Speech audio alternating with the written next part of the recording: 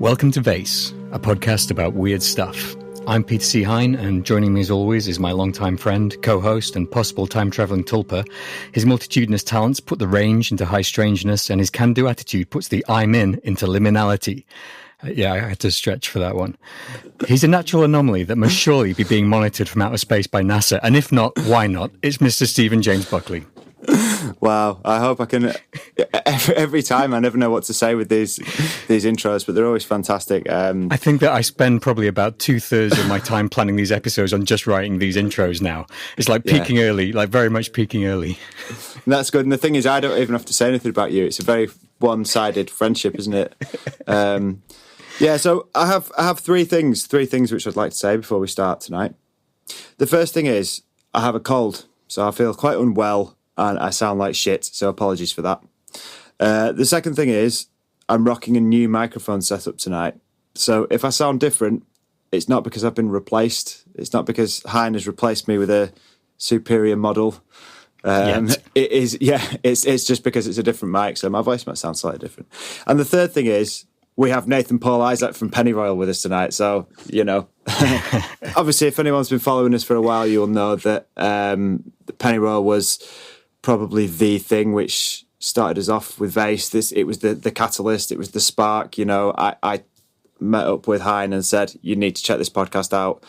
He listened to it, and then it was, we need to do something. We've got work to do. Yeah. So, Nathan, we're really pleased to have you here. Man, thank you guys so much for having me here. I'm super excited about tonight. So. Oh, thanks so much for joining us. I mean, as Buckley said, we've never really been embarrassed to say that Pennyroyal was where it all started for us, and I'm such a huge fan of Pennyroyal, the Pennyroyal podcast. I think that I mentioned it to you when we were sort of corresponding by email. But I credit Pennyroyal very much with kind of changing the course of my life in a way, because it kind of cast my mind wide open to considering like the occult and the phenomena and synchronicity in a way that I never had before. And it kind of made me curious and inspired, and it helped me to find kind of my own spiritual and magical practice. It introduced me to loads and loads of people who I now consider to be good friends, and ultimately it's what led us to be here today doing this. And I'm sure that I'm not the only person who's benefited from you guys doing this to such an extent. Man, thank you. You really don't know how much that means. Like when we were emailing back and forth and you were saying some of this, I was like just floored and honored, I mean, obviously when I did the project, I was hoping that people would be inspired to look at the places they lived in and sort of examine some of this stuff. But it just means so much to hear that it actually meant, you know what I mean? That it meant something. It did, that the work means something. So thank you. I really did. It seems to have touched a lot of people across the sort of occult community and beyond that as well. So Pennyroyal itself, it's kind of an exploration of weird happenings in Somerset, Kentucky, starting off sort of centered around the Kentucky anomaly, the Mammoth Cave system, and the unusually high rate of murders and crime in the area. But then it kind of spreads out to become this expansive and completely mind-boggling web of interconnected conspiracy theories, folklore, geomancy, synchronicity, chaos and ritual magic, gematria, and eventually some fairly serious speculation as to the nature of the phenomena and the nature of reality itself. I mean, it really is kind of epic in every sense of the word, and real pleasure to listen to. It's beautifully written, it's beautifully researched. How did you start kind of putting Pennyroyal together? Oh man, really, I did it I've always been fascinated by high strangeness and weird stories. I love collecting folklore. Grew up in deep, like in Appalachia, where stories were sort of the currency of sorts. That and Jesus, right? So I was always surrounded by stories, loved telling stories and hearing stories told by people. And so was collecting that folklore, collecting strange stories. I loved the weird Appalachian stories that I would hear. And so anyway, I went to college at Transylvania University, which I think is funny in retrospect, just because it's Transylvania, But, and even that ended up having a lot of weird synchronicities to the later story of Pennyroyal. But I ended up in Somerset as a transplant with my wife, and I never thought I would go back to a small town, and I ended up in another small town, and I just started digging into the folklore, and my neighbors. A lot of this was spurred by my neighbors telling me about a cult, right? And it was like I've got to look at this and see what's going on. And the more that I dove into those stories of local murders and the kind of stuff that everybody has in their town, probably. But these were exceptionally weird. But it was like the more that I pulled at the strings and the more that I dug, the weirder the stuff was that I found. And it just, after that, it just, I don't know. There was just so many stories, and the stories all seemed so interrelated that there seemed to be a structure underlying all of it. And I think that speaks to the wider phenomena that we all talk about.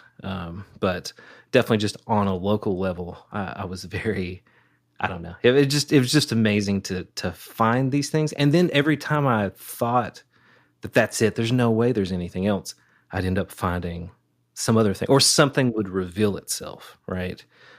Just at the right time, just when we might be drifting away from the story, it felt like we were pulled back into it. And some of it was comical, some of it was just so strange that it was just laughable and seemed absurd. And in terms of like hearing you talk about it and the way that it spiraled out into all these other sort of strands and threads, I've always been worried about that, because I'm like, people have criticized me by saying, or criticized this story by saying, oh man, is it really, are all of these things connected, right? And I've thought that myself too, but so many things, especially when we got into like the Chuck Hayes stuff that tied into Danny Casolaro and those things, I couldn't believe, that's a major narrative in the conspiracy community, right? And it really did lead back to Somerset, right? And there were so many things like that I couldn't really wrap my mind around it. And that's really been the journey of the story, is trying to make sense of all of those things and why those things are centered here, I think that the way in which it expands and snowballs as it does, it is kind of in the grand tradition of these chronicles of high strangeness, because I'm on my third listen to Pennyroyal now, and I think that it's up there with the classics. I would say, as far as Chronicles of High Strangeness goes, it's up there with the Mothman Prophecies or Cosmic Trigger or Sinister Forces. And what I find interesting, I think, is that, say, Mothman was 1975, Cosmic Trigger 77. These were in the aftermath of the Vietnam War. You had the Watergate, you had the whole thing with Nixon. You get Sinister Forces coming in about 2005, and that Sinister Forces is very much that paranoia of post 9/11. Pennyroyal emerged in, 21st of October 2020. So you were right in there, in you're emerging into this devastation of the COVID pandemic, which I know that over in the US you were hit by this very hard, as we were in the UK. And it just seems very interesting in the way that these sort of disturbances lead to this sort of these sort of epic chronicles of phenomena like this. Can you speak to that at all? Yeah, definitely. I mean, I would also add that it was post-Trump. A lot of the stuff that came out of the story. Yeah. That I didn't intend to talk about fascism. What's it like? When I was looking at Somerset, it wasn't on a local level something I thought we would end up in, but it just kept popping up again and again, especially with like the James Shelby Downard stuff and the weird documents we got. So I do think there's definitely I agree with you that these types of events that happen that kind of shift world consciousness will produce. I mean, think of all the other stories that have been produced in the wake of all of COVID too. A running joke, which is sort of a sick joke, that people have mentioned is the idea of panic, right? And the panic that was caused by COVID, but also the panic that was caused by all the crazy January the 6th stuff, right? And the Trump era. So even the QAnon, the QAnon shaman, right? The people that were trying to connect that guy with the horns, right, to the symbol of Pan. So I definitely think that when these types of things happen, I mean, it definitely pushed me, changed the story, really. I mean, you can't help but not be changed by it.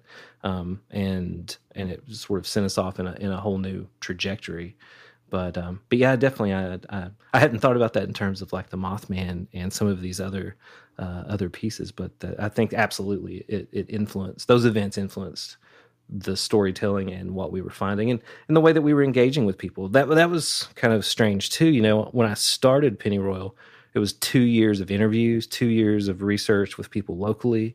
And then when COVID hit, suddenly I couldn't interview people in person anymore, right? I couldn't go out and get these interviews. And so things became a lot more insulary, and I was freaking out too, man. I was at the beginning of this, I mean, I was losing my mind because I still had to go to work, and it was, I was pretty freaked out. We were in one of those essential industries, and so I had to deal with people every day, while all this stuff was happening. So so it was kind of freaky, but yeah, it definitely influenced the story heavily. So because I know one of our previous guests, Mr. Bob Freeman, who is a wonderful man, and he's mentioned how the pandemic in a way did actually did have kind of one good side to it, which was that it did kind of allow a space in which people did start engaging with things like magic and what have you, which almost kind of fits in a similar way. It's just it's a sort of a space for brain change. Well, something too that I would add, and some of the questions that we were going back and forth on via email too.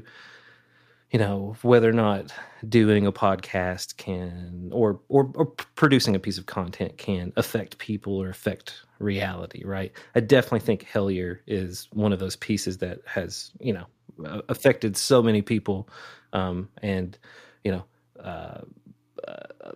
there's a ton of a huge list of things like that, but Cosmic Trigger definitely affected a lot of people, I think, too, and sort of changed how they think of things.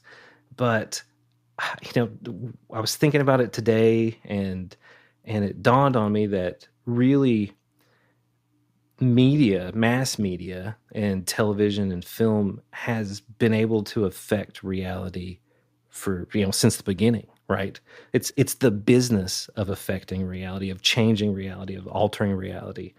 But new technologies, right? Especially podcasting and streaming and YouTube and being able to make your own films, suddenly now people like us can create content, right? Can tell stories that are able to inspire and are able to shape reality in the same ways that these big companies have always held the power over, right? And I was just thinking about it, I was like, it's like folk technology, or like folk magic, right? Like the ability to affect reality that was controlled by the ivory tower. Now the people are able to create the same sort of effects, right, and have the same power in their hands. And I think podcasting and being able to tell stories. Absolutely. And like Hellier and any type of content like that, it opens up new avenues of thinking that people maybe weren't familiar with, that didn't have access to, that other people didn't want people to have, didn't want them to ask those questions. And there's a lot of power in being able to tell stories and ask questions, You could say that the same thing would apply to QAnon as well, though, couldn't you? It's a double-edged sword, isn't it? Yeah, because you've created, you've got the kind of manipulation of reality and the telling of a story. It's almost like a double-edged sword. I think it's kind of about being discerning, isn't it? You've got to choose, because what you kind of like on the edge of what you were saying, Nathan, you're kind of getting to a point where kind of truth is being manipulated, or you can find yourself in a pocket of truth. And it's really interesting that you say that in the way of television, before, because television was a perfect example of how that can be done, but you were limited, particularly in the early days, to what was on the channels. I know it's a lot different now, but podcasting is so wild and free. There's so much of what you're listening to. You can find yourself in a complete sort of bubble of your own interest and so on. And I think that, as with all of this stuff, which I think is really important to Pennyroyal, it's the ability to be able to discern what's good information from what's bad information. And I think that's something that you guys do really well. Thanks. Yeah, I absolutely agree. Definitely, like when you think about QAnon, think about how powerful that was, right? I mean, there were people sitting at home that suddenly were radicalized, and that's a crazy thing too. Is the use of the technology to spread the memes are a very powerful thing, right? I mean, I think a lot of people sort of scoff at the idea that technology could be like a spell, right? Or could have some type, that an idea could infect someone, right? And, but it is true, those are real things. And it's not an esoteric concept. It's a concept that since the medium is the message, came along that you can control the message. And so, to me, it was terrifying. You start looking at this research and you find that there were, Darian, my research partner that helps me with, doing all this stuff and producing the podcast, co-producer on the podcast. We do a lot of design for companies, a lot of data mining and data research, and develop apps and things. And he was working on a lot of Twitter apps that were this was before Twitter shut off the pipeline, right? Before the Cambridge Analytica, you could just harvest so much data, right? And we did harvest a lot. There's just you scraped a lot of stuff. You try to analyze the data, and I remember after that he lost access to Twitter, but before he did, he had looked at these networks of accounts, and they were strange, right? And then later research did come out that showed that these were probably Russian bot networks. The Wagner group had these troll farms, right? That were using these Twitter accounts to radicalize people, right? And there was a study that was done by another group, Freedom of Information group, and they found that these AI that were communicating the Q message, right? All these people were using these Q accounts. They were all tied back to a single group. And, there's the documentary about the guys that were sort of behind everything, and that they were using a vast network to push these ideas that looked like kernels, right? But then they would snowball into these effects of radicalizing, someone in the health and wellness community, right? Or in different areas that you wouldn't think there would be any effect, but suddenly they were radicalized. They believed that there were reptilians in the basement of a pizza parlor, right? I was just thinking about the video of the woman that just surfaced who freaks out that the guy beside her is a reptilian, right? Or a shapeshifter. And I thought, she probably at some point was radicalized by this concept, right? I mean, and then she freaked out. She thought that, I hope the guy comes forward and he's just like, I was in my hoodie. I'm not a reptilian, right? But I immediately when I watched that video, I thought, this is someone who was radicalized by this network, right? It's crazy, isn't it? Because there's never ever been a time in history where people can be influenced in this way, in the way that information can be pushed to the individual completely unregulated. And I think that it's kind of outpaced our ability to handle that in a social or psychological situation, because we're used to, particularly in the UK, we're used to the like there's the BBC were always like supposed to be unbiased, and everything was supposed to be fact checked and so on, and there was a certain amount of regulation in the mainstream media. It could be manipulated and so on, but not on the scale of social media, which is in everybody's hand, in everybody's house.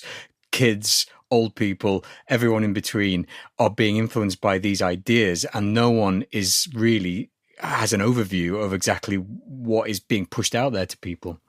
Yeah. And I'll probably sound like a broken record, but cybernetics comes to play, in all of this, because exactly what we're talking about in terms of people being in a space where they're being served up the same content, right? They engage with something and then they get trapped in a loop. And then the system thinks, well, they enjoy this, so we'll just keep serving this up to them, right? And the more they interact with it, the stronger the grasp on the person becomes, where that's the only thing they're receiving, right? And I think that happened with the QAnon movement. It's happening in other ways too, but that now is foundational to the technology that's being used in social media, right? When you're on Facebook and you pause for 1 second, you look away and don't continue to scroll, whatever's on your screen, you'll begin to get served up all of those things because it thinks you paused, that you wanted to see that, right? And so it's like now more than ever, we live in a world of feedback loops. Like everything is a feedback loop right now.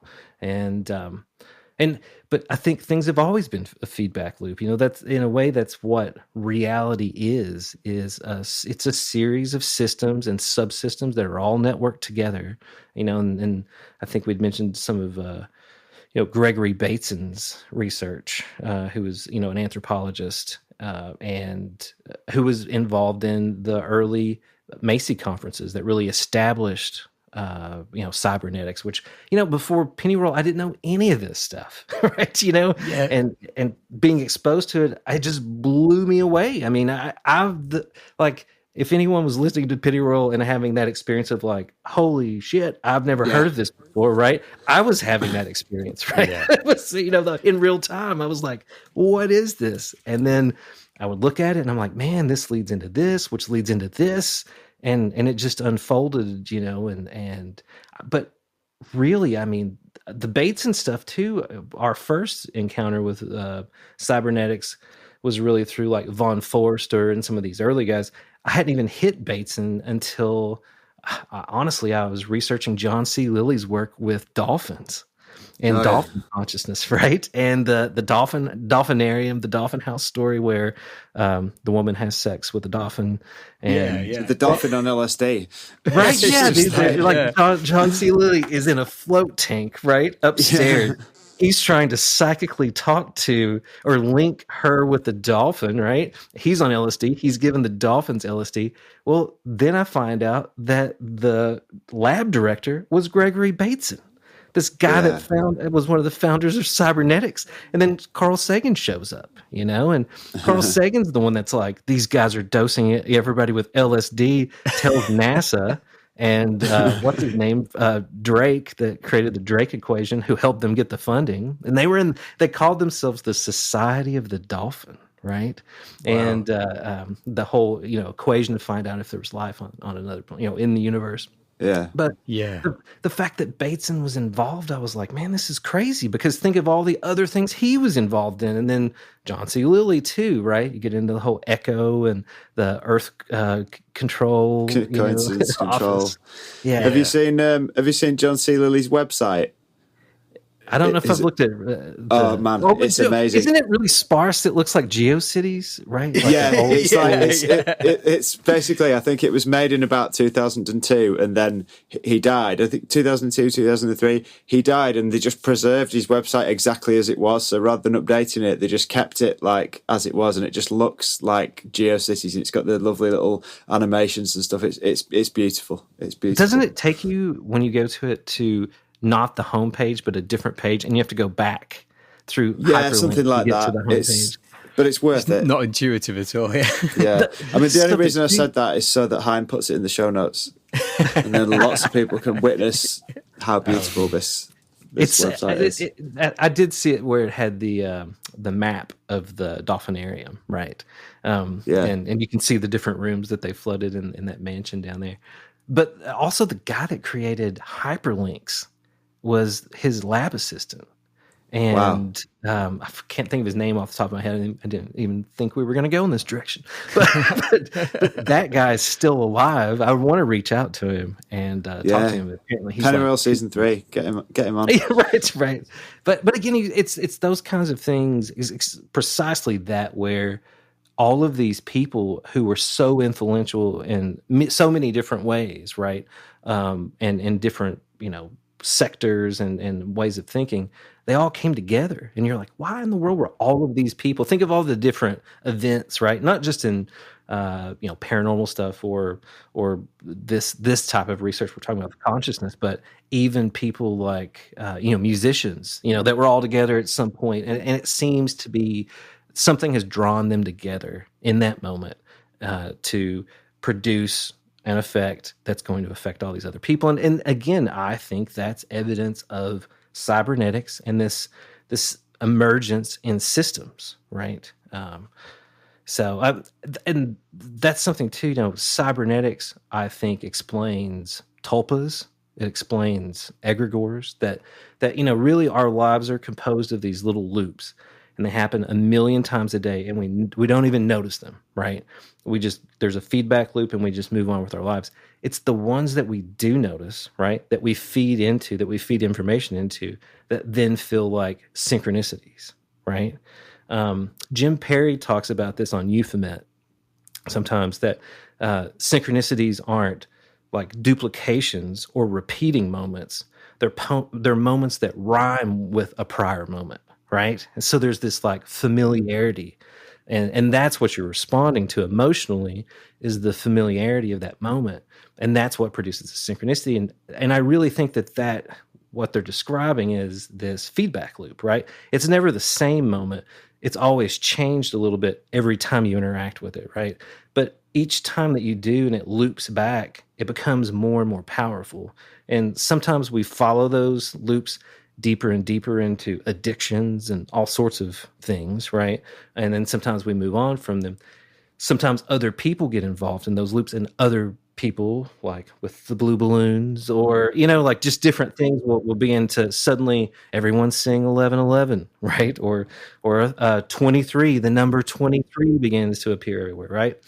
But if they get sufficiently large enough, they can create tulpas, right? Or on a societal scale, I think they create egregores, right? In terms of like social media, one of the examples I gave was that people are able to look in, that can see the big data, they can see the shape of people interacting with Beyonce, right? And they can see this shape, in data that is, Jay-Z.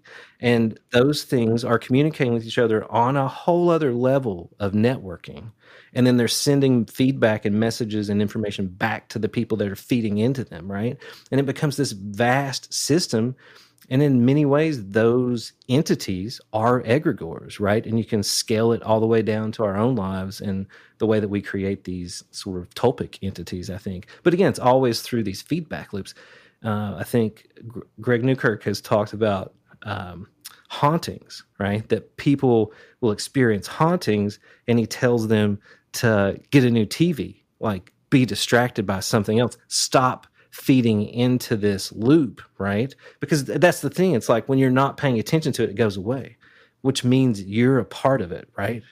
It's like and something recently that I was looking at too was cursed soil. Can a place be cursed without human beings interacting with it? Before there are human observers, is a landscape in a state of nature, right? That's always seeking homeostasis. But then humans come, human observers, they build a castle, they murder a bunch of people in the castle, right? And then suddenly the land seems cursed. But, has there ever been an instance where people have interacted with a place that's cursed that didn't have that was just a state of nature, right? That was just a jungle without human beings telling the stories, creating this thing to feed into, I don't know. I mean, that's one of the things that I've started to look into, is this idea of curses. But again, I think it all speaks to this idea that it takes a human observer, and it takes this feedback loop, and then the continued feeding of information into it to produce these effects. It's what magic is, right? No matter the system or the way you view it, right, the lens, it still involves someone having to feed information into this system that's created, right? Yeah, I mean, this was linking, I think, into what we were talking about by email, which was how I'd come to an idea of how divination would work. Because what I'd thought when I was listening through to Pennyroyal and some of the extended audio where you go deeper into these cybernetics ideas is the idea of randomness and chaos, like, because that is the state that information is in when it's kind of general, like it's just lying around, you've got, I mean, on a huge scale, you've got the sort of microwave energy of the universe, that's always out there in static form. But within that, of course, is the pattern for all of the information that we could ever dream of, but it's just disordered and it's chaotic, it's not been put into any system. And what I'd been thinking was about divination, was that the ingredients of divination, which is just the most basic form of magic, I think, that you could probably do, is, you need a source of chaos or randomization, and then you need a system to put on top of that. And then you need to interpret what the system says about the chaos. So if you're saying the I Ching, for example, you either throw the sticks or you toss the coins and you introduce that randomization and chaos. And then you have a system, that if it lands heads up, you put in one broken line or one unbroken line or whatever, and you build up a hexagram, and then you have an interpretation of what that hexagram would mean. And you kind of force that onto the chaos. And I think that the effect of putting some sort of outside order onto chaos can draw out these sort of information systems. Yeah, definitely. I loved when you sent me that. I was like, holy shit. Like, this is, yeah, absolutely. I definitely, chaos and randomness. Randomness seems to be so important to all of this, especially, Claude Shannon's information theory. I mean, information is really based in trying to separate the signal from the noise. I mean, it really is this idea that things are always being communicated, and but it took randomness. I mean, he uses chaos and he uses this mathematics of trying to basically solve randomness to create a stronger signal or not, right? We talk about IFA too in Pennyroyal. And the fact, I mean, that was a weird synchronicity that Dan Dutton had the experiences, the IFA experiences, right? And forever he's telling me all that stuff, and then later, deep into the story, it's like, oh yeah, well, this is the basis of binary code, right? And then I'm like, bullshit, right? No way. And then I start digging into it, and sure enough, there's tons of research, tons of people that have looked into that, and so then you carry that out, and it's like, well, if that's the case, and if cryptography is based on all these things, then it's like we're using this folk divination system to communicate right now, right? And but yeah, I think definitely the randomization and chaos, right? And really chaos, and I was thinking about this today too before we got on here, that it really involves, like you mentioned in the email, increasing complexity, right? That the universe is always moving toward increasing complexity, and it's like thermodynamics, right? It's not exactly the same thing, but there's definitely a connection between thermodynamics and the increase of chaos in an information system, right? Yeah, for sure. Yeah, I mean, they're both sort of measures of disorder. Shannon entropy and thermodynamic entity, both measures of disorder, aren't they? Yeah. So, but I think that that when you're looking at the phenomena, when you're looking at magic and all these things, that it is always trying to understand the complexity without reducing it, right? And as soon as you call it something, right, or give it a name, it reduces it. Jack Hunter, that he professor of paranormal anthropology, sort of. He just put out the Deep Weird. Do you have Deep Weird? I have that right here. Yeah. Yeah. Yeah, that's the one. He and I spoke and discussed some of this, and he's going to be in season 3 of oh yeah, excellent. And so we talked about that. We talked about Gregory Bateson because Bateson was trying to discuss, his big contribution was systems theory, right? That in nature, reality is a series of systems and network systems. And it was, so basically he's creating an ecology, right, of systems, and an ecology of I always thought of ecology as being something to do with nature, right? In science, right? I was always like, oh, these are just like living systems, but it's not, and there can be an ecology of phenomenology, an ecology of networks, an ecology of anything, right? That are all interdependent on each other. There's sort of an ecosystem. And so Bateson was trying to figure out a way to describe phenomena that were increasingly complex, but without reducing them down to a category, right?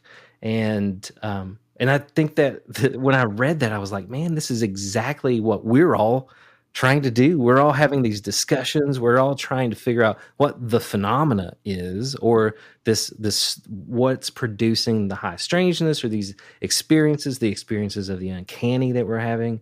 And every time that we talk about it, and sometimes people just put their stake in the ground, plant that flag, and they're like, this is what it is, right? Yeah. But we've got to resist that. And that's what Jack Hunter was saying. That's what Bateson, but Jack Hunter pointed out to me that Bateson in the end said, finally decided that there was nothing that was paranormal, right? He talks about it some in terms of phenomena, but ultimately he's like, no, there's nothing strange about the universe, right? It's all explainable. But I think his theories behind trying to understand this and understand magic, and trying to look at an ever increasingly chaotic world and more complex world, and trying to understand it without doing that is what we all need to be looking at, right? I think it helps inform the discussion, and Jack Hunter's trying to do that with a lot of the work that he's doing now.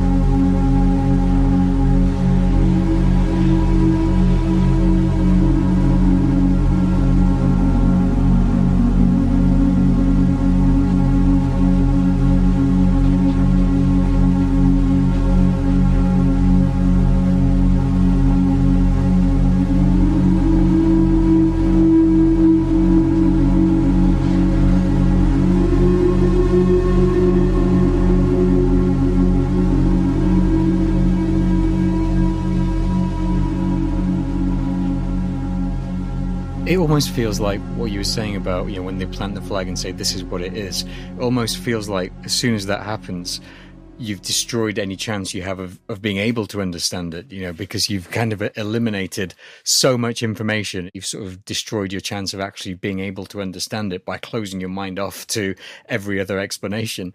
Right. Well, and this is something too. I'm a huge fan of Deleuze and Guattari, the philosophers that wrote 1,000 Plateaus, right? And Capitalism and Schizophrenia. And when I was getting a philosophy degree, that was, immediately that's what I gravitated to. There are all those stories that they wrote it on LSD, which they've denied, but one wonders, because it definitely seems like something that was written on LSD. Right? It's very unapproachable. I think a lot of people, it's very postmodern in that sense, but 1,000 Plateaus, right? The plateaus comes from Gregory Bateson. He's the one that they based the whole idea that there are all these plateaus, but their point was to look at these things, and that's why they get into this whole concept of the body without organs, right? Is that when you look at ever increasingly complex phenomena, you can't. It's sort of like not looking directly at it. You have to trace it. Right? So it's like you want to trace the shape of what the thing is that you're interacting with, but you can't see it. Like you can't look at it. You can't call it something. You can't give it a representation, because as soon as you do, you've seen the wrong thing, right? So all you can do is try to trace the thing, and they call it tracing, right? And I really, it's like way out there philosophical concepts, but I think it's more than ever prescient to this discussion of what we're all interacting with, Yeah, I mean, it almost feels like what you're saying about not looking directly at it. Because if you look directly at it, then it's like a group of people in a shiny metal saucer that have come down to give you pancakes or something, like suddenly it's something so ridiculous that it makes absolutely no sense to anyone, I think it relates to what you've said in Pennyroyal and what's been said by like Jacques Vallée and all these people about the phenomena wearing many masks and so on, like trying to pin it down, you get absurd results. And I was thinking about this today too, in terms of like the trickster element of the phenomena, right? And the fact that the phenomena isn't pan, right? But there's this resurgence in pan right now. And it's not even so much that it's pan, it's the puckish sort of element. It's pan and puck. It's the mischief. It's the trickster element. And it's like in Western thought right now, pan is the perfect representation for, Hansen's Trickster, right? Or, anytime that we talk about the trickster, where it's like it, and something that we've been working on a lot in terms of our research is this idea that it only reveals itself when it can sort of exist in that liminal area between being real and not real. You're driving on a back road, you see a UFO, but you're by yourself, right? And there's no real proof, and it can be denied, right? And there'll be these like strange things that happen in real life, but then there's an element of doubt, and it never appears in a moment where it could be proved conclusively, right? Even with all like the Uri Geller stuff or the Stargate stuff, right? It always sort of manifested in that space between what was real and like what could be real and what absolutely was not real, right? And if those things are present, then it appears, and there's almost like it's hiding from. It feels like it's hiding from you, and it also feels like it's always kind of either deceiving you or deceiving everyone else, so that no one believes you, right? Yeah. Yeah, I love that, because the only way then that you can ever be sure of its existence is to experience it. Because otherwise you're listening to a crazy story from someone else or a completely different crazy story from another person, and the two don't match up.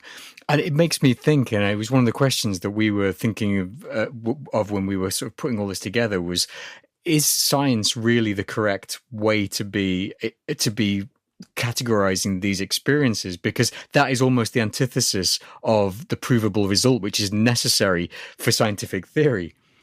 Right. And when I was talking to Jack Hunter, that's something that came up, because I was talking about a lot of this in terms of cybernetics.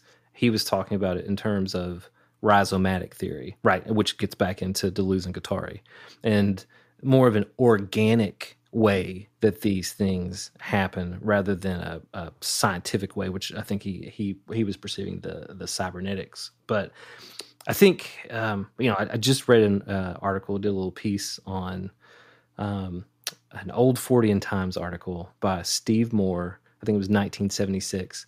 And it's called Notes on Greenwich Phenomena.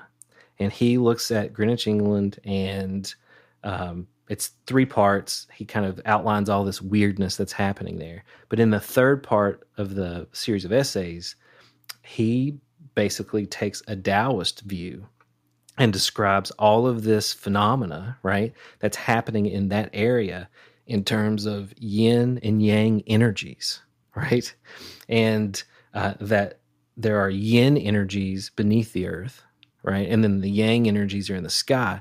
And when they're unbalanced, that's when you get, if there's too much yang energy, then the yin energy tries to compensate, and you get mystery animals, right? You get ghosts, which are sort of tied to cemeteries, which are yin energy. When there's too much yin energy, then the yang tries to compensate, right? And that's when you get UFOs coming out of the sky. You get sky falls, right? And he relates this all to phenomena that happened in the 1970s in Greenwich, England. Another guy builds on that research and talks about, this is Larry Arnold, talks about fire lanes, like Leynes, right? Fire lanes. And he says the same thing, where it's like, if you look at spontaneous human combustion, they line up on ley lines, right? And so people are receiving these energies, right? Okay. And so these guys this was in 40 and Times, like 16, 17, and 18. or those early ones. But when I was reading this, I thought, you know, a lot of the stuff that we study in terms of the mystery and magic sort of people in place and how people affect the place, you know, that was a major part, has always been a major part of Pennyroyal. We've used different lenses to talk about it. And for me, it's really become this sort of idea of cryptographic geographies, right? That information can be encoded in the landscape. And it ties into this whole idea of like the spirit of place, you know. And when I was reading this, you know, I love finding these pieces that are specifically focused on landscapes. You know, another one that we mentioned in Pennyroyal is Paul Devereaux and Andrew York's article about the fault area, right? And the same thing, you know, they explore all this phenomena and they look at it through a certain lens. So it's like these things, the information, the phenomena, the things that we need to trace but not really look at, right? The information is encoded there, but just like with computers, you can use a different compiler to decode it. And so some people will look at the phenomena through a Taoist, lens, and he sees one way. You know, we might look at it through a cybernetic lens, but I think that's the thing, is like it exists, and whether you try to use science, I just feel like science is sort of inept, right? Because it needs absolute values. And this is the reality that the world, that phenomena in general is a place that maybe the fact that we've always been told that we need absolute values is wrong, right?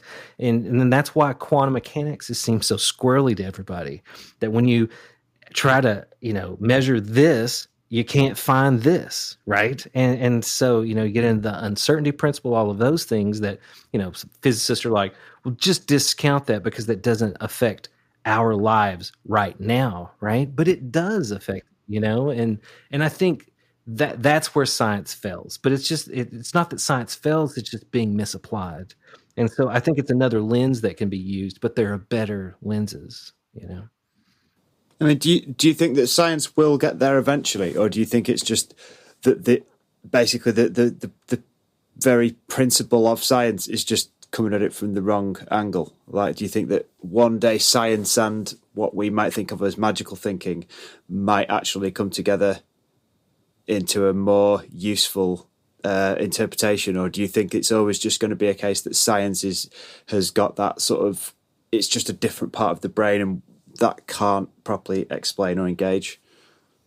I've been thinking about this for the last couple of days quite a bit. I think that, you know, that people, not talking about science, but just people tend to want, like by and large society, people in society want their lives to be simple, right? They don't prefer complex lives, right? And so a lot of the things we're talking about in terms of magic and reality and consciousness are really complex things.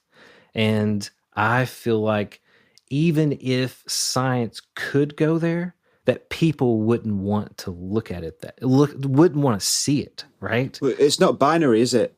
That's the problem. It's not. These things exist in a, like Hansen says, these things exist in a place that is very, like, it's not A or B, it's not black or white, it's the places in between, it's the liminal, it's the anti-structure. And like you're saying, people want A or B, they want bad or good, they don't want this complicated, nuanced it's idea. the shifting shades of grey that Mark Pilkington talks about, isn't it? You know, like it's something that's continually moving. Yeah, absolutely. Yeah, that's the thing. It's like, even if science could take us there, people wouldn't accept it, right? Like society wouldn't accept it, because, like, exactly what that's wonderful. Like it is. They want black and white, right? They don't want anything else, because anything else invites too many questions, right? They'd have to really start questioning themselves, right? Yeah. You know, the ground gets a little, you know, shaky that you're standing on if things aren't so contrasted. So, you know, I do think that science has gotten there at times, right? I think, you know, for all the craziness that Hal Puthoff and all the Stargate guys were doing, you know, there was a lot of weird stuff and a lot of suspect stuff. I still think that Uri Geller and everybody that was involved in that, there were weird things that happened, right? And they were studying it scientifically, and they saw it, but then they could never reproduce it because that's not the point, is to be able to reproduce it, right?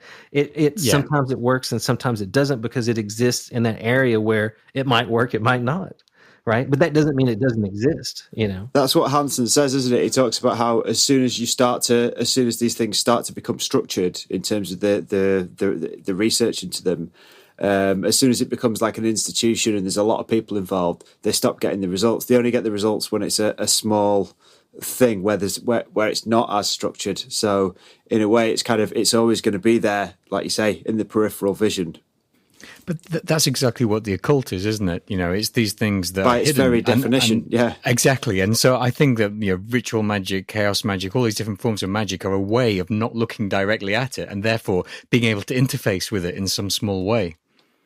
That's why I think there's probably some weirdness in the cryptography side of things, right? Like scientists and governments that are engaged in cryptography and some strange mathematics have probably seen some things that they can't explain, right?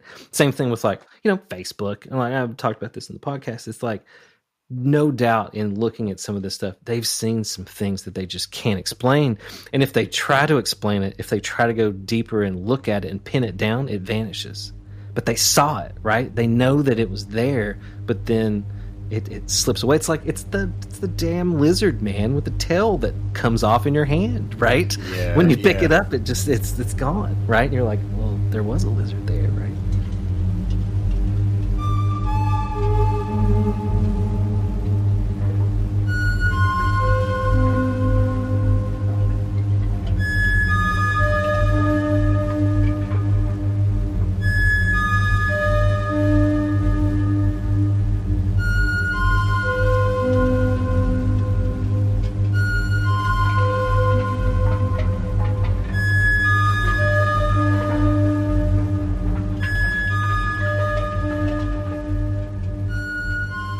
Can I tell you a really crazy story that happened to you? Please do.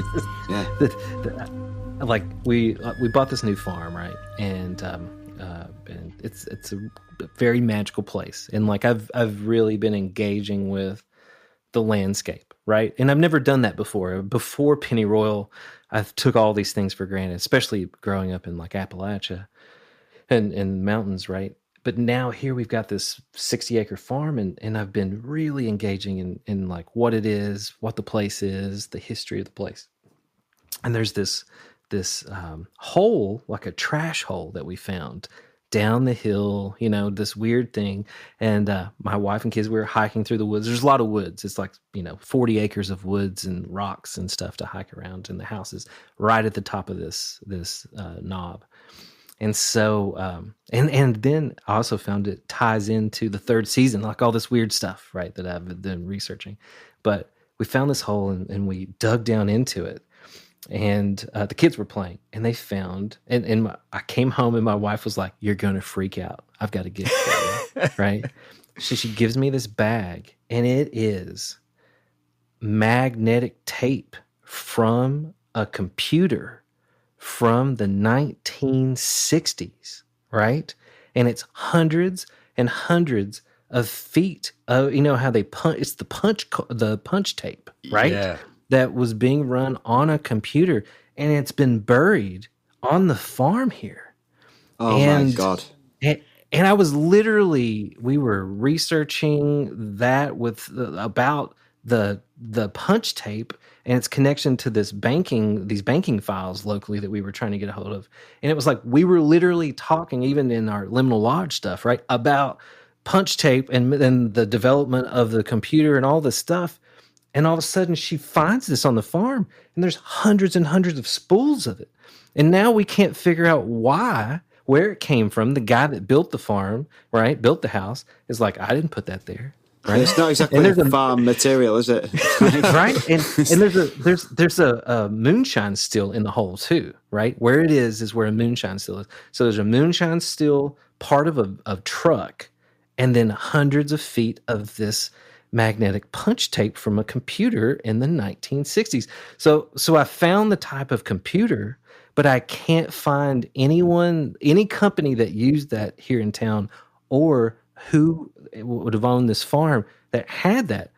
I'll send you the pictures too, because we've been trying to decipher it, right? That's insane. Because it's mechanical. Like, there are people that have Raspberry Pis that they've hacked to be able to run the punch tape through to reverse engineer what the code is and then run it to see what it is. So I haven't gotten that far yet, but it's like, why would that like, it didn't manifest. It wasn't like it wasn't already here, right? But how did I end up here finding that, doing this research, telling these stories, like, and it's so personal to me, right? And it's in a trash hole, right? That's insane. That's just absolutely I can't wait for you to be able to read that and actually find out what it says and what it is. I know. In a minute, I'll grab it. And after we're done, I'll grab it and I'll show you guys that. It's crazy, dude. I swear, it's been one of those things that just boggles my mind. But it's like, that's how this all has been, and I think that is the nature of the experience, whatever we're calling the phenomena. And that's what, it's cybernetics, whatever. It's so personal. All of these experiences and the engagement with this is so personal. And honestly, that's probably why science can't ever get there, because it's never going to take into account the personal experience. Right? Yeah, it's subjectivity, isn't it? It's all subjectivity, and so little of it is objective. And that's the nature of synchronicity, isn't it? It's significant to one person or to a small group of people. It's never going to be. It's like when you try to tell someone else about your synchronicities, unless it's a major one like that, then it's often just like, oh, I saw that person and I'd been thinking about them or something, and everyone else is just like, yeah, so what? But to you, it's something like extremely powerful and significant. My friend Joe told me a really good synchronicity he had when I spoke to him at the weekend. He said that he was so he's a therapist, and he'd had for the last week or so, he'd had this intrusive thought in his head. He couldn't stop thinking, which album was it where Aerosmith started getting in other songwriters to write all the songs? Like, when Aerosmith started getting like doing all these big power ballads and stuff, and he couldn't stop thinking about which Aerosmith. He couldn't get the thought out of his head, and then he went into his session with his patient, and he sat his patient down and he said, "So how have you been?" And the patient was like, "Oh, I've been really good. I've been listening to loads of Aerosmith and it's been making me feel really good." And he was just like, and I said to him, he told me that story. I said, "Have you heard the Carl Jung scarab story?" And he's like, no. And I sent him that and he was like, whoa, blew his mind. So I'm hoping eventually I'm going to slowly kind of introduce him to stories like this until he's ready to listen to our podcast. I don't think he knows the podcast exists yet, but I'll gradually, and I'll get him onto Pennyroyal as well. Don't worry. It's all about just grooming people, isn't it? And just slowly initiating them into that world, just like was done to us. Totally. Yeah. Like the Carl Jung too, that made me think of this, that, and I didn't know, we're looking at all this and Darian's like, man, have you ever heard of Bergolzi? And he tells me the story and I dig into it. And it's totally a true thing that Jung began his career by studying, what was it called? He was studying schizophrenia, right? And I forget what the name of schizophrenia was before it was schizophrenia, right? Something praxis, but anyway, he is at this place called Bergolzi, and it's a hospital in, I think, Austria, and it's the largest concentration of schizophrenics in history. Like all of the schizophrenia, like just a gigantic number of schizophrenics in Europe were sent to this one place. And it's while he was studying schizophrenia that while he was around these patients, he began to hear them sharing hallucinations, sharing symbols. And they began to like, this person talking to this entity, you know what I'm saying? Like it began to, these weird synchronicities emerged, and he realized that there was something involved in removing the filter in a way, right, of symbolism and seeing all of these symbols in all of these things. And that's really where he began to devise his system, right? Was because he was seeing that there seemed to be some type of network. He didn't call it a network, but it was a network connecting all of these people together in this one space, It's crazy because that is again to do with disorder, like the disorder of thought, forming a system within itself, like a self-organizing system of this is that idea that I was telling you about of the opposite of entropy, the negentropy thing that, whilst most of the universe is like tailing away into increased disorder, within pockets, there's and it can be completely random, is that increase in organization, not complexity, but organization, like almost taking away the background noise. And that seems to be almost what was manifesting there. Suddenly within all that disordered thoughts, there's a sharing of information and symbols and so on. It's absolutely fascinating, isn't it? Yeah. I know that's great. That's a great point in terms of the disordered thought, right? That it really is, man, that's fascinating. I don't know. There's something definitely when you think about Jung and his connection to the idea of like UFOs also, as sort of a manifestation of the disordered thinking of the planet, right? As a collective consciousness, There was actually a meme which I saw the other day, which was a quote from David Bowie about a sighting he had in 1967, and a UFO sighting he had, and he said, "I believe that what I saw was not the actual object, but a projection of my own mind trying to make sense of this quantum topological doorway into dimensions beyond our own. It's as if our dimension is but one amongst an infinite number of others." I should have read that in Bowie's voice, really, shouldn't I? But anyway, yeah, but so Bowie was there all along. Bowie, the ultimate trickster figure, in a way.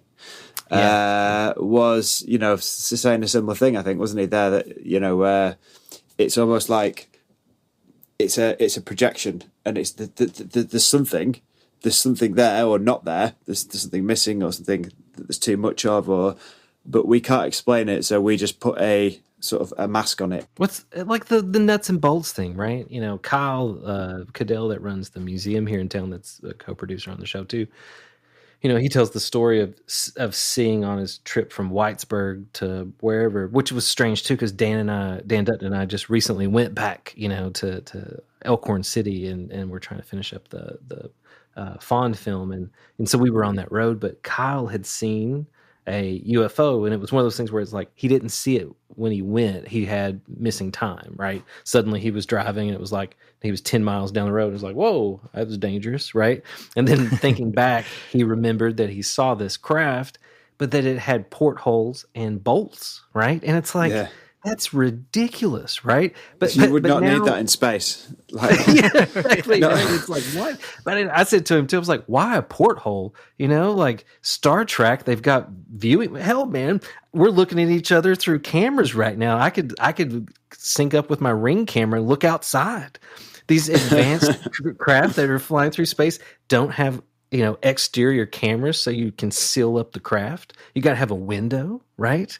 And so like that doesn't make any sense whatsoever. So it's like, why? But people still report nuts and bolts. It's really common, isn't it? The whole thing of having rivets in the outside of the craft, or you say, or like windows, or like sometimes like a bubble roof, like with a glass, which is like absolutely like you were saying, you would not need or want that in space, but there seems to be shared ideas. It's the memes thing again, perhaps. The shared ideas that people are putting onto stuff, and that actually reminds me of something that I'd emailed you quickly about today, which was about your experience, because we had a shared experience divided by many, many years and many, many miles. But would you be able to tell that story about what happened to you at somewhere in Appalachia? I think you were talking about where you had a friend who was practicing ritual magic.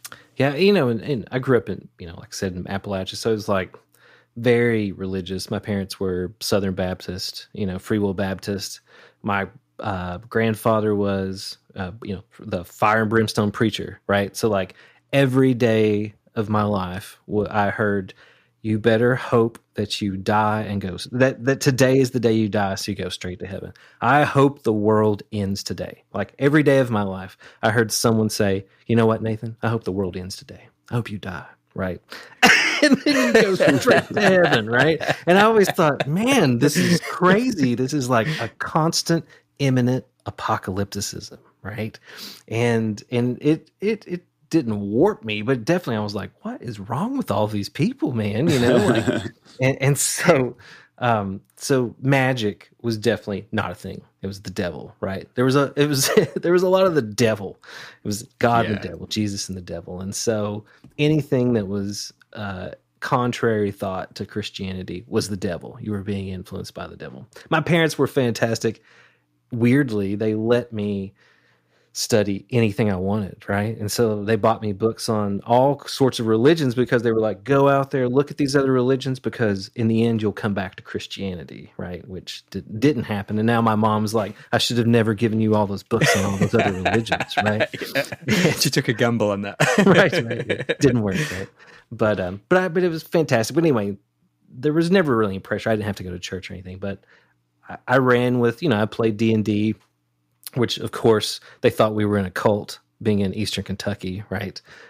Playing Dungeons and Dragons, but that must have been about the time of the Satanic Panic as well. Yeah, right? Dude, it was exactly. This is like 1991, 1992. So this is the tail end Satanic Panic stuff, and of course they were saying, "Oh, watch out, Nathan! Don't go outside. They're after children." They found a beheaded chicken at the church next door, and of course it was Satanist. All this stuff.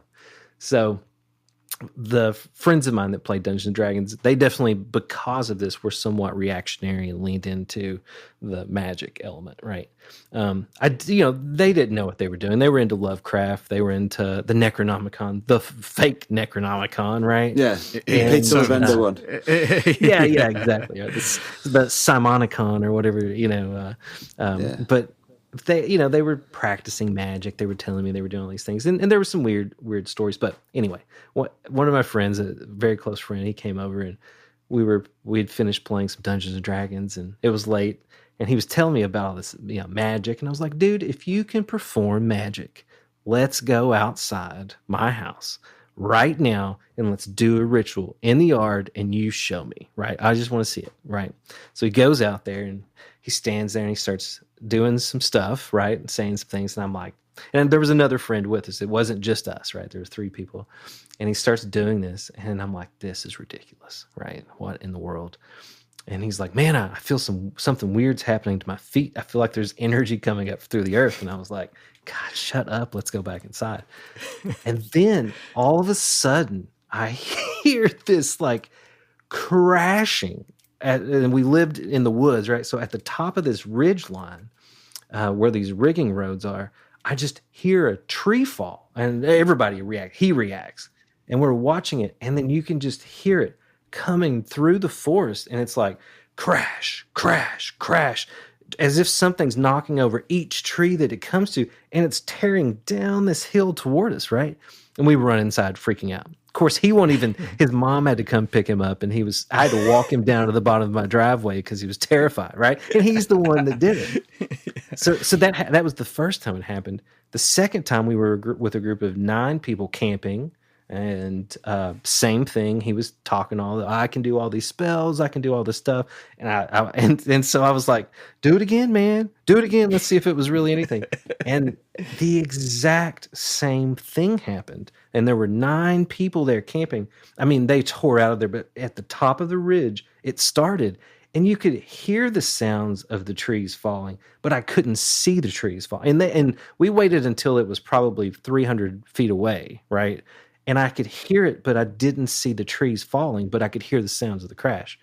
So then, after all of that happened, there was another night. I was at my house, and that same friend calls me, and he's like, man, there was this 9-foot tall black thing in my house just now, right? My mom thought it was me. Like, don't go outside. And I'm like, God, what are you doing, dude? So my dad was up. I went outside, and I was like, if anything is out here, come and get me, right? Oh. And I swear to God, the moment that I said that, 10 feet into the darkness, just slightly up on the hill where our house was, back porch. And I hear the most guttural and it wasn't a human, it wasn't anyone trying to scare me. Of course, my dad was like, somebody's out there trying to scare you, son. But I swear to God, it was the most guttural, deep, inhuman growl toward me, man. And I lost my mind. And it's just always been a strange thing. And I don't know. I've never been able to rectify the hearing the trees, that sound of that thing. Like, what was it? Right? You know, it was the smoke monster of Lost. That's exactly what it was. What you've described there was perfectly explained in I think it was in season 4 or season 5. Have you ever listened to deer? Have you ever listened to deer during mating season? Do you guys have deer in? Yeah, we do. Yeah. I've been. There's a place near me, Tatton Park, where when we've been down in rutting season, when they're doing that noise, I can't remember what they call it. It sounds like mechanical chains and stuff. Yeah. Like we were camping on my farm where I grew up with my parents, and my dad was like, watch out about the deer, they're mating. And I was like, okay. So we go out there and we're camping, and in the middle of the night, the dog goes crazy, and we hear this like, and it's like metallic chain. It sounded like the smoke monster, right? Yeah. And we went back home. I freaked out, and then finally I realized, oh yeah, Dad said that the deer were mating, and there was a male that was blowing at us, right, to try to scare us away. But I went back and I pulled up the YouTube videos, and it sounds exactly like the smoke monster. Deer. That might have been what the sound designers based it on. They might have actually used that. Sorry, I realised all of my only contribution tonight has been to put in pop culture references. Like it's Lost, needed. Aerosmith. It's the yin Keeps and yang. us relatable. It's the yin and yang of Vayse. But what had interested me about that story, there was many things that interested me. I'll try and do a quick rundown of them now, because I've told this story on the podcast before, so I won't do the full story again. But basically, like, well, first of all, I listened to that. You tell a version of that story on one of the extended audio bits in the Patreon for Pennyroyal, and I thought, I've got to remember this episode, because I was driving at the time and I was thinking, I've got to remember this episode. So I checked the date, and the date was my birthday. The date had been released, so I thought, I'm not going to forget that. So I thought, like, right, okay, so there's a synchronicity there. I'd also been like raised in a very sort of like Catholic and where I was in the north of England, it was a very fire and brimstone kind of Victorian kind of Catholicism. It was in the church that I was raised in, and also believed that magic was just the devil, you know, like there was no black or white, no grey area. It was all black and white, you know, like if you mess with this, if you mess with the supernatural, then it's, and like, even though I hadn't been practicing Catholic for 20 years now, that thought is still in my head, you know, like even when I'd started practicing chaos magic and that kind of thing. But it was just after I'd started sort of messing with sigils and stuff last year on the solstice, and I'd had quite like a stressful time, and I thought, right, what I'm going to do is I'm going to go, because here you know, in the north of England on the solstice day, it doesn't get dark until 10, 11 at night, you know, and even then it doesn't get very dark if the sky's clear. So I thought I'll go for a late night walk in the woods. And when I'm talking about the woods here, it's nothing like the Appalachian Mountains. It's probably half the size of your farm, you know. You've got a few acres of trees out the back, you know, and that's it. But like, I mean, the point is though that this is the thing, is like, it's engaging with nature. Even a small patch of nature is something I think that you can engage with. But so I'd gone down, I had a sigil with me which I'd activated, and I thought, I'll go for a nice walk, I'll burn it at sunset and drop it into the canal. So I kind of walked down, and I had this like euphoric feeling as I was walking through the woods in this long grass, and all these rabbits came out, and there must have been 30 or 40 rabbits just like in front of me as I walked, you know, like in kind of parted ways as I came down. And I had this strange like feeling of like everything shimmering, like, you know, like when you see ripples on water and the sun's directly on them and it starts to reflect, like the whole of the grass, even though the sun was setting, the whole of the grass and everything got this sort of shimmering feeling. And I had this like this feeling that like, which sounds weird after what we've talked about today about Pan, you know, like I thought, like to these creatures, like I must be Pan. This is my thought.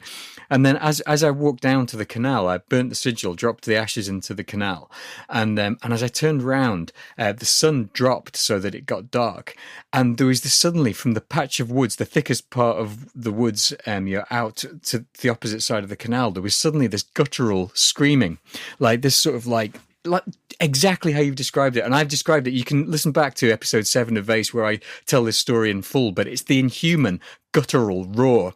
And like at first I thought it was coming from one particular tree, like it was the tree making the sound. And then as I moved towards the tree, which is probably a stupid thing to do, it seemed to almost like back off, like into the woods that was further behind. And by this point I was freaking out, you know, and it was getting darker and darker.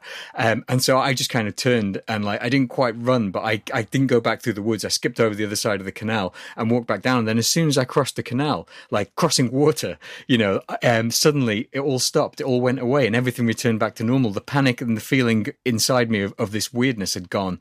And suddenly, like, because it had been so still, there was no other people. There was, after the rabbits had gone and the sunset, there was no other animals, there was no other creatures. And we don't have anything. We do have deer, but not in those woods. I mean, we do have deer in this country, but we don't have any large animals in this country. I mean, a dog is probably as big as it gets. And so there was nothing that could have made that sound except for like maybe a human, but doing something like, but for some reason making that weird roar. But your story just reminded me so much of that, because that is in the same way as it making no sense. And I saw nothing, just like you say, I saw nothing, no evidence of anyone else. And it reminds me of that idea of having the portholes on the UFO. You know, none of this makes sense in a rational way, and yet we have a shared experience divided by miles and years. It's just very, very weird. That's crazy, dude. I mean, that's wild. What do you think, you know, the rabbits? I've been thinking about this a lot lately because there are a lot of rabbits around the farm, and we've been seeing a lot of rabbits now. This just may be the season for rabbits, right?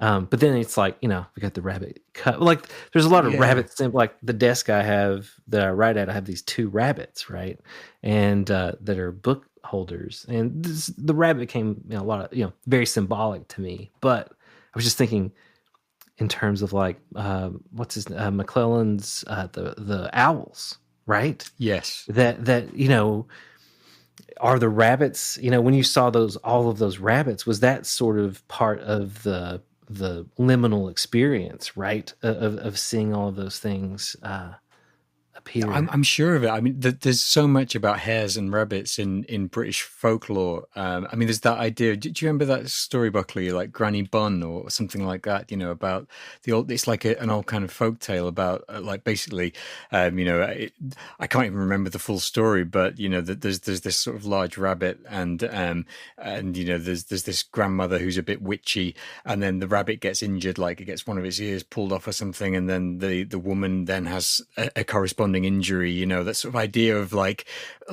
shape shifting, and that is very, very present. And Hebden Bridge as well, Buckley. There's a place in Yorkshire. There's a lot of rabbit symbolism around that as well, and there's a feel of kind of like magic and mystery about it. Yeah, I mean, I think rabbits were. I think for a lot of people growing up in the 70s as well, or later, we grew up in the 80s, but like we still were affected by it. We had the whole what's it called, Watership Down thing as well. That added like a layer of like terror to rabbits. That, you know, like if you watch Watership Down as a kid, like you'll never look at rabbits the same way. It's always just like, And I've realised I've just dropped another pop culture reference here. Great. But check this out too, though. Like here in Somerset, you know, doing all this research, finding all these crazy stories, and then Somerset High School, the mascot of Somerset is the Briar Jumpers, which is a white rabbit. A giant white rabbit. Is it called Frank? No. Right. Another pop culture reference. I know. I'm sorry, I can't resist. They just. Weirdly, to go into some sort of deeper weird stuff. When I go shamanic journeying, sometimes I go to an area where there's a group of rabbits, and there's 8 of them. and they all speak as one intelligence. They're a divided part of the same intelligence, and I only ever go to them if there's something particularly difficult I need to work out, because they're not friendly, and they're not they're not cute rabbits either. That they have like a this is weird stuff, but they have like a little like that they are like. They practice magic like in the lower realm. You know, they have a fire and they do rituals.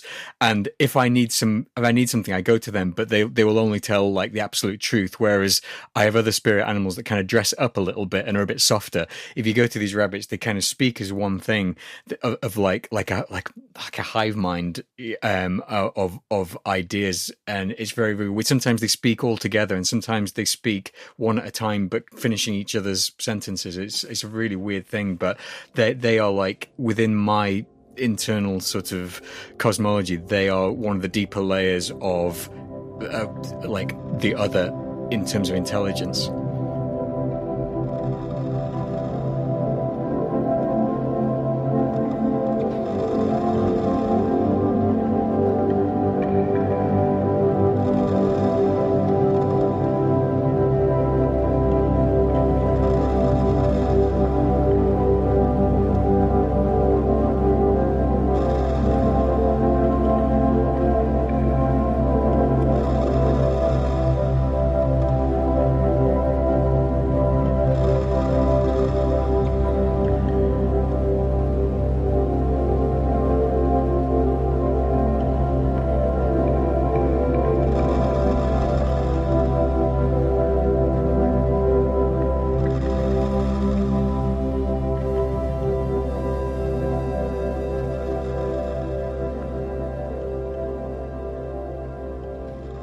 Do you guys believe in elementals in terms of spirit, like that there are elemental spirits to places, right? They're non-human intelligences.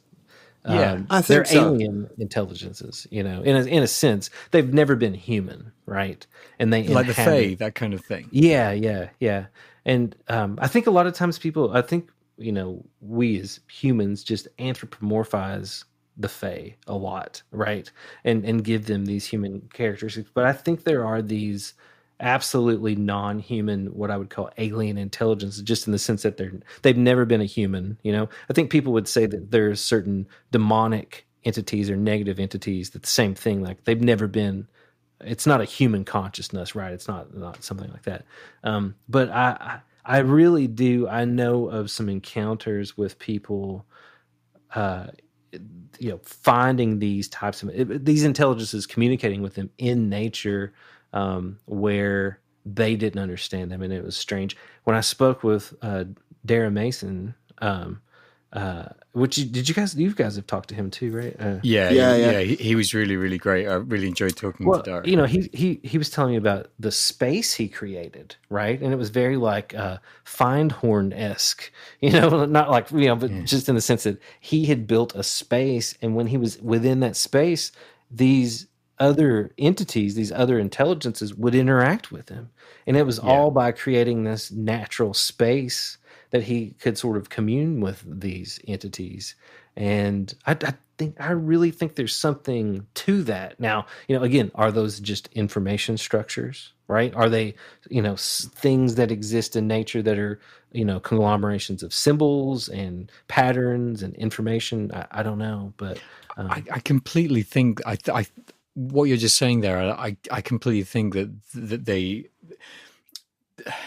I don't know. I believe that they exist as sort of complex sort of structures of energy and information that is outside of our lineage of evolution, you know. So forms of complexity, perhaps having structures or patterns within it which may repeat. So even though they have taken a completely different structure of evolution, you know, that they're not sort of bound by carbon and water and all the stuff that we are, the patterns or structures that form may be regular enough or repeated enough that we can in some way communicate with them, even though it doesn't really make sense to us. There's still these interacting patterns of complexity. It doesn't make a lot of sense, but no, don't, I think it totally does. It's like they're identifiable, right? yes, Yeah. As intelligence, as or something, like as if it's like the opposite of random. You see it and you know that it is something structured and intelligent and complex, rather than it being just something completely random like the wind or something like that.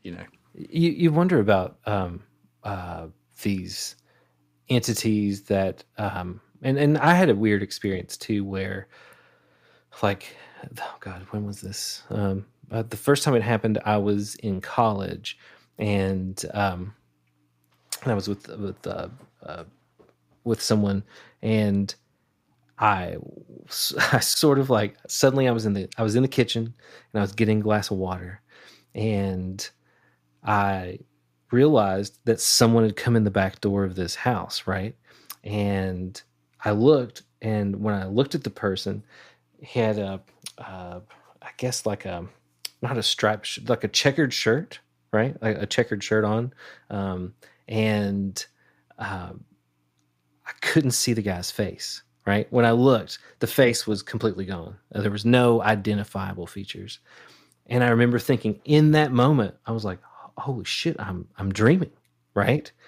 And I felt this malevolence from it, and then I realized I was not walking, I was floating, right?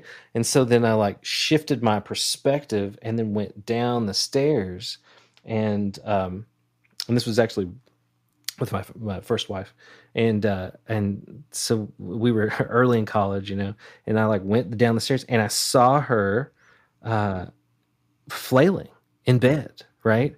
And she was having this nightmare, and I like saw myself in bed beside her, and I looked back, my perspective changed, and this person, this thing, was walking down the stairs, right? And it had this checkered shirt on, and like a flannel shirt. It looks sort of like a checkered flannel shirt, and it's walking down the stairs, and I'm like, I have to get back in my body. And as soon as I did, I shot up, and she was flailing, having a nightmare, right? And I was like, what is going on? Well, 4 years later, we're in a totally different apartment together, and I'm in the kitchen getting a drink of water, and I start to walk back toward the bedroom, and I look down the hallway, and this same checkered shirt flannel person that the face was just unidentifiable shifting. I see it, and I hear in my head the words twice. Twice is no coincidence, right? And then I like freak out because I realize I'm dreaming, and then I like fly into the bedroom, and there she is having this nightmare. I see my body beside her, and then I hit my body, jump up, and then wake her up, right? And I've always wondered what that was, but she had come to the U.S. from Bosnia, and she had been an interpreter for the UN during the war and experienced all kinds of crazy stuff, had been hit with a grenade, and like had like a very traumatic experience during the war in Bosnia, right? And I always wondered if that thing was drawing energy somehow from her, or was somehow attached to her. But again, it's like the idea of looking at something with no face, it's not identifiable. There's no repeating pattern, I guess, is where I'm going with this, right? Is that are there some of these things that what does it tell us about these entities when they don't have any identities, when they are somewhat chaos, or was it preventing me from seeing its face, or do some of these things truly not have forms, right? Like recognizably not human. Right. But then there's the research into the flannel man that Strange Familiars does, right? And the checkered shirts. I told him that story, and because it's like other people have those stories of those entities, so it's like, is that the same thing, or is there a category of beings, entities, structures, that somehow interact with us in this sort of liminal state? I don't know. I mean, it's just one of those weird things. But when you were saying that about identifiable parts, that some things are, and then there are these other things that seem to defy being identified or having, But at the same time, the symbolism of that flanneled shirt figure of having the checkered shirt, which is a repeating pattern, but the face isn't a pattern, right? And you wonder, because like with flannel shirts, that's very much like a kind of American thing, isn't it? In terms of a lot more so than any other country, it's something that you associate with, say, lumberjacks or later on 90s grunge. And you wonder, like, if Nathan Paul Isaac was raised in the UK, would he have seen someone with a flannel shirt, or would he have seen someone with something that was associated with Britain? You wonder kind of how much input the person has on what they see. It's like that's kind of what I was saying with that David Bowie thing, which actually leads me to something I've been thinking, just based on the things that you two have both been saying. So Nathan, you've obviously had a number of pretty weird experiences. Hine, you've had one or two, three or four maybe. I've had barely any, aside from one of the stories I told in one of the early episodes that was basically a series of synchronicities that felt like there was some higher power at work. But aside from that, I've not seen anything or really experienced anything like that. Why, Nathan, do you think it is that there are some people who see a lot of stuff, and there are some people who don't see any of it? What do you think it is? Do you think there's something different? What do you think explains that? I don't know. I have always wondered that. Like, I don't know. I won't be offended, if you say no. It's because the people who don't see anything are worse. I mean, one of the things that Hansen, going back to Hansen again, because it's very much in my. I did read it, the Trickster and the Paranormal a few weeks ago, and he talks a lot about obviously the anti-structure, the liminal thing being the sort of space where these things operate and these situations happen. And you just wonder, sort of, is it because my life is very structured?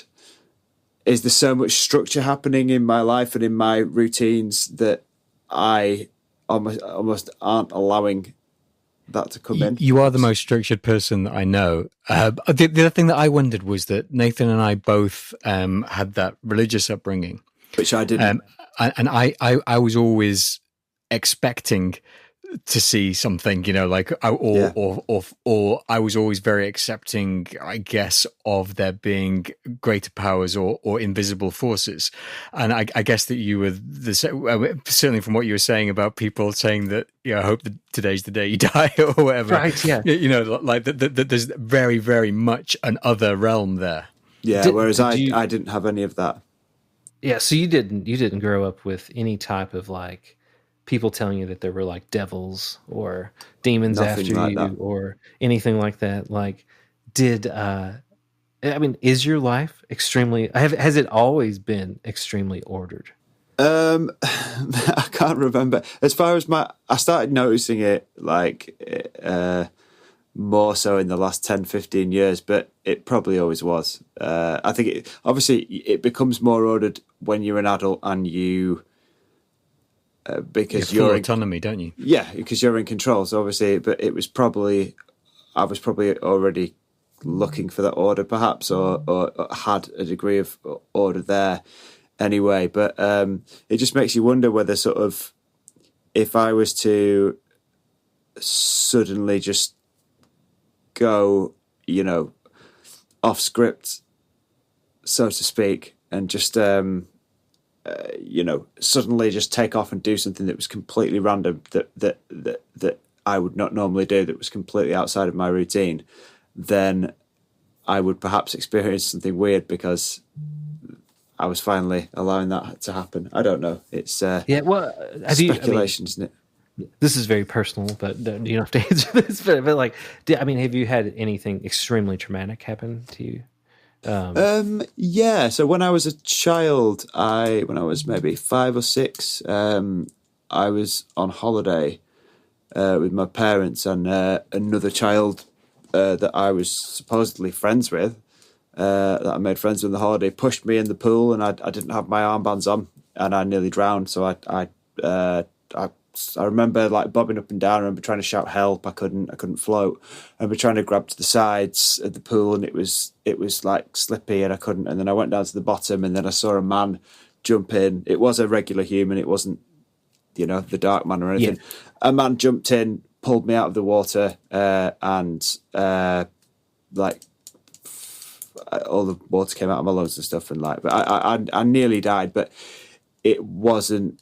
That's probably the only significant kind of life-threatening trauma that I had. I mean, I've had dozens of like mental traumas, but that was the only one that was like a significant, what I would think of as being something which brought me close to death, if you see what I mean. Yeah. Well, like something we've been looking at recently too is like the connection between people experiencing the uncanny or strange, or the paranormal in the wake of trauma or a traumatic experience. As does trauma open you up, personally to sort of these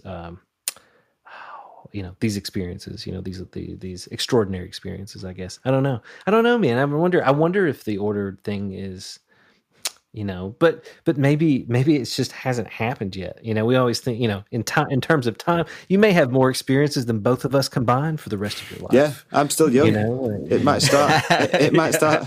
It's I mean, the trauma thing is interesting, and it's like it kind of makes sense. But then again, like you say, the whole nature of this thing is that the way it works can't be tested and doesn't follow a set.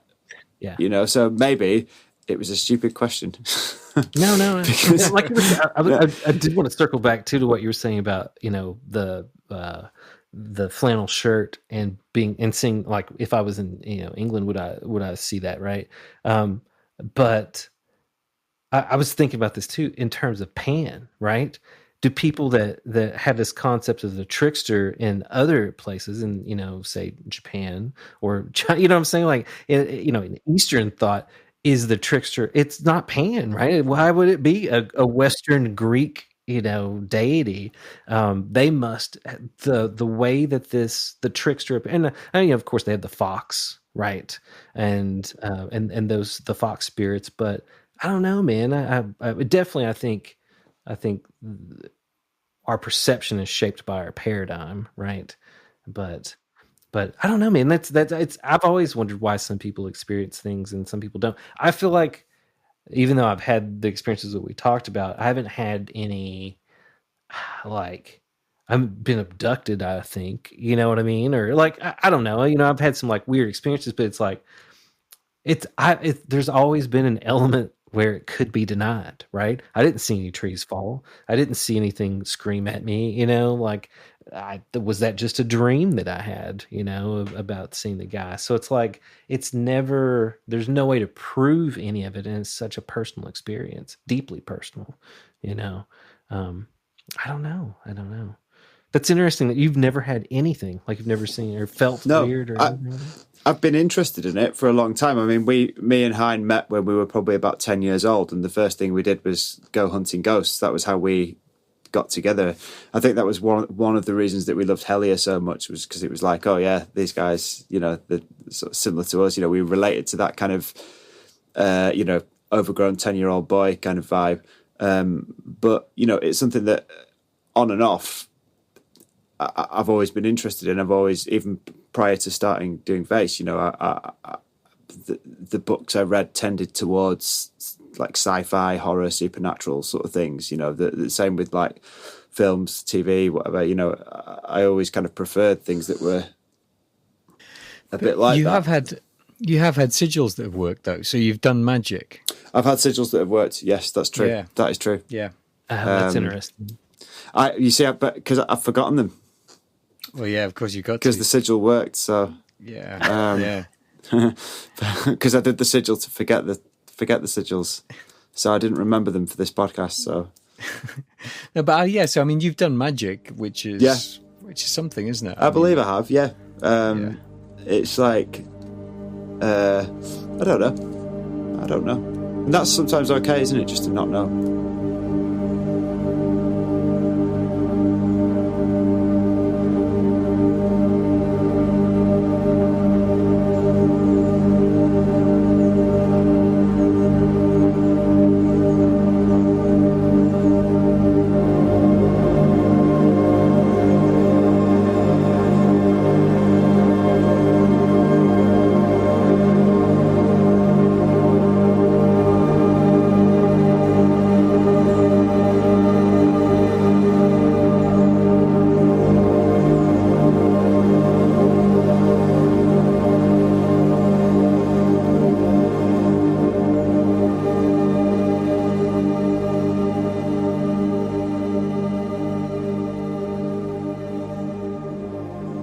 it's not that I've anything against magic, but I've always had like a weird, like, I just shouldn't invite anymore weird shit to happen. You know what I mean? Like, it's like I just don't need to do any rituals, or things are strange enough. So I don't know. But I also chalk that up to my own upbringing, right? Yeah. And even though I don't think it's, I don't equate magic with the devil, I still have these weird anxieties about things where it's just I can't get away from it. You 18 years of hearing people tell you this stuff. It's hard to break that. Yeah, absolutely. I had such a difficult time when I was getting into this stuff. I mean, I was getting panic attacks. Like I was full on you, especially when I was starting to read about this stuff, starting to try a few sigils.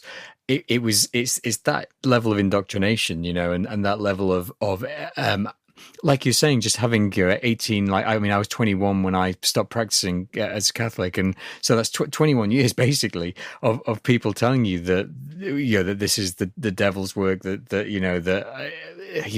bad things will happen. And it's really difficult to break out of that. Yeah. Yeah. Definitely. I mean, even like on someone who wasn't raised religiously, like I remember my dad telling me that never to try a Ouija board because they mess you up. And like he said this from the point of view of someone who was a psychiatric nurse rather than a religious man or whatever, from a mental point of view.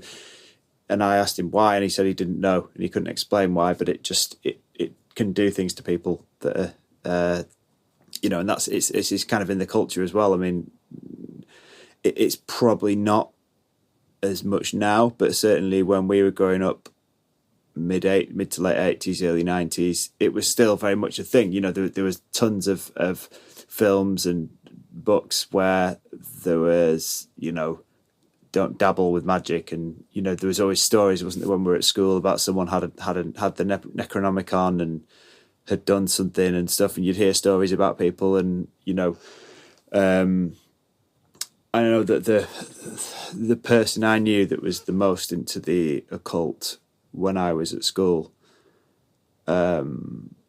became very ill. Like, he was also very, very religious, and he became very mentally ill. Like he ended up it turned out that he had sort of very serious schizophrenia, and he had to be hospitalized and stuff. And it's like stuff like that just stays with you. You just think, like, even kind of back then when I was a lot more atheist, I guess, a lot less open-minded than I am now, I still couldn't help but think it's something to do with this stuff that he's been looking into, Yeah. Well, it's the whole also, chapel perilous, right? That if you start to go down this path, right, you start to look at these things, how can you keep your mind safe or your body, your spirit, like it's something going to happen to you. I've always thought too that, you could drive yourself crazy looking at this stuff, right? If I didn't have a family, I work like 50 hours a week, I've got a job where I'm working like 10 hours a day. And that takes up a lot of time. This for me has always been sort of the stress reliever, right? The anti-anxiety is the curiosity and being able to spend it on researching these things and diving into these things. But, I have wondered, like if I didn't, and I think anybody that is engaging with these types of mysteries, and when I say mysteries, really personal mysteries, right? I think you have to keep one foot planted in the world of the living. I mean, truly of society, right? You can't just go off and start chasing this stuff. You got to have a job. You know what I mean? You need a job. You need to you don't have to have a family, but a support network, right? A family, a community, people that care about you, because you can go so deep into this because it is a weird maze. It is a weird labyrinth of personal, it's easy to get lost in yourself, right? Yeah. And so, like, I think there is a danger in pursuing this type of personal development and external sort of mystery searching, that you have to be cautious about, and just sort of be aware that like you still always have to come back. Right. Yeah, I was having the exact same thought today. The exact same thought, because I was thinking, like you have those days when you think like, oh, work's really getting in the way of being able to do something for the podcast or whatever. But then the reverse of it is that is what keeps you grounded. That is what keeps you in that. And it comes down to Hansen's ideas about the anti-structure as well. That is the structure that is stopping you from slipping into those sort of liminal parts, or becoming one of those sorts of marginalized people that will live outside of society, who these things can take over more fully. Yeah. Yeah. And you don't want to give yourself over, I guess, in many ways, it's like, and I don't know. I mean, I don't think that the phenomena and reality itself is malicious, right? I think, even when people interact with negative entities, I think there's an element there where they're infusing some of that negativity, right? I don't know if I really think that there are completely evil beings with bat wings flying around, trying to mess people up. I don't know, I mean, this is something recently we talked about too, prompted by speaking with Jack Hunter, right? He was talking about his original ethnographic studies of mediumship in the spiritualist churches, right? And he was looking at that, and I think he had said that he had noticed that some of the identities of the entities had moved to different churches, right? As if there was like a network, and that these things existed outside of the people that were, channeling them, but could actually pop up somewhere else. These two channelers never met each other, but that same Bob, right, with that same story pops up in another channeler 300 miles away, right? And he was going to all these places telling him. And so I was thinking about that idea, right, of those things moving. And Darian had brought up the demons and the demonologists in like the medieval ages, right? That they had brought. There were certain ones that knew particular demons, right? And those demons, like you called that guy in, but the same thing. It's like there were these entities that were moving along networks, but the networks were established by the carriers, right? And so then it's like, are these actually external beings that are autonomous, right? Or are they somehow tied to the network within the network of people that are all interacting with each other, and that somehow they're taking on characteristics? I don't know. I don't want to say like that memes. Yeah, exactly. Yes, The way it propagates. That's like the whole, we've been looking at cattle mutilations, right? And man, I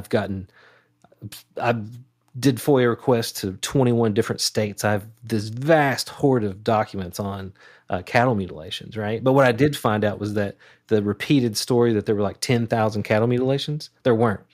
And it was like, there's this cattle mutilation meme and this belief, right? And then the dude that was the main reporter on cattle mutilations, right, that most of the stories come from, vanished because he was going to be killed for what he knew. Well, there were still people. I read an interview where someone was like, yeah, man, he got too close and they killed him. Well, I started digging into it. The dude surfaced 15 years later with another family, and it was his third family. He was a con artist, and he ended up having 4 families, 4 different careers, and like this, he was this crazy figure. And it's like, that's the guy who was on his second of 4 families who helped spread the meme of cattle mutilations. Like, not to say that there weren't weird things going on. And we found some deeper things that were weirder, but it wasn't connected to aliens, right? It was connected to what I think is way more fascinating, but it's, people with 2 legs and specific group of people, right? And so we're doing a separate project on that, but it's like that infected so many people and then drove the satanic panic all of the animal Yeah. mutilation stuff just fed into that in the 80s. I mean, it's always been, the two have always seemed to have gone hand in hand, don't they? The sort of the kind of prankster hoaxing type thing, Yes. and the actual phenomenon itself. And it's like there are times where the lines kind of become blurred, and I think that's always really interesting. Just sort of it's something that we're sort of going to be looking into more on future episodes. Is just these areas where something will start out as a hoax, and then after a while it actually turns into like a genuine thing, and it starts to feed into like popular culture, and then things start to happen, and it's like that is absolutely fascinating that can happen, but it happens a lot apparently. It's just like all those stories that Greenfield tells about Mosley and Barker, and the Wanakee Reservoir and all the rest of it. It's all hoaxes that become something real. It's really, really strange the way they feed into each other. But it fits with what Nathan was saying. It fits with Nathan's idea of the cybernetics, doesn't it? Like, exactly. All the feedback loops. Yeah, totally. And so we talk about this in the third season. I interviewed some folklorists about ostension. Have you ever heard of this? Is one of those things where I was like, "What's ostension?" Right? Yeah, I've not heard of that. So in folklore, and there are all these journal articles from the like 70s and 80s and 90s about this, right? That folklorists, they talk about legend tripping and legends and folklore, and so it's something that didn't happen, that didn't exist, but people know the legends and the stories, so they act it out, and it becomes a reality through ostension of something that never existed, right? So it's like there's a belief that this thing happens, and it never has. Someone told that story, but then it's like the kids that go and paint the Satanist symbols and do the magical rituals in a place that supposedly Satanists were at, right? Suddenly they become the Satanists in the place because they're enacting their rituals, right? I worked on a TV show, writing 3 episodes for the History Channel of a show called Dark Marvels. It's coming out Monday too. This coming Monday. There we go. We'll link to that. But they wanted like all these weird like stories, about dark things. And one of the things I covered was it was like sports, right? Dark sports. So I was like, well, we should do Russian roulette. And they were like, I don't know if we can show the Russian roulette story. But I still had to prep it and pitch it to them, right? And so when I did, I found out that Russian roulette never existed. It was purely based on a fictional story that a guy wrote in the 30s, lying that he was in Russia and he was never in the war. Nothing ever happened. He invented the entire story. But once he wrote the story, it got incorporated into popular culture and then spread. And then more and more people died. And now over 1,000 people die a year from playing Russian roulette. That was never a real thing. That's insane. Whoa. I knew that people were stupid, but I didn't realize they were that stupid. Yeah, dude. So think about that. Think about how it spreads. So it's easy to look at something that seems innocuous, especially some of these like paranormal stories or these concepts, know, and then it grows and grows and snowballs, and manifests in real actions by real people, That kind of almost brings it back to QAnon, doesn't it? And Trump and, 100%. Yeah. Don't want to go there. I was thinking of like the Golden Bough as well, and the Kill the King idea that you talk about in season 1. They're enacting this sort of mythological role, but within a kind of modern framework. That's weird too. The Downard stuff. I thought Downard came up with that, or Hoffman and those guys, and it turned out the John Birch Society, in their publication, I forget what it's called, Americans, I can't think of the name of it. Anyway, there was a guy named Medford Evans who was a John Bircher, and he, after the Kennedy it was right after the Kennedy assassination, he's the one that actually proposed that it was a killing of the king ritual. And then Downard was reading these John Birch Society. Now I wonder if he was a John Bircher, and which was an ultra right-wing group. and a lot of when I started buying the old John Birch magazines, and my wife is like, "You've got to stop spending our money on these 1960s right-wing propaganda things." She's like, "Nathan, I bought a bunch of photos of these right-wing propagandists to use, and they're like historical photos from this place." And she's like, "Why do you keep having this stuff sent to our house, man? Like this is bad, you know." But I've been looking at it, and there's all kinds of esoteric ideas that they were pushing in the 1960s and 1970s that are now part of the communities that we're all a part of. That are just like the black helicopter, right? And the connection of the black helicopter to cattle mutilations, all those things. It first appeared in the John Birch Society magazine. They're the ones in 1963 who created the concept of the black helicopter, and they were tying it to the UN being taken over by communists. But now it's a part of the UFO, community. It's part of the whole cattle mutilation thing, but it all goes back to these ultra right-wing fascists, basically, saying it's the UN and they're coming for your guns. And that was 60 years ago, and none of them have had a gun taken away.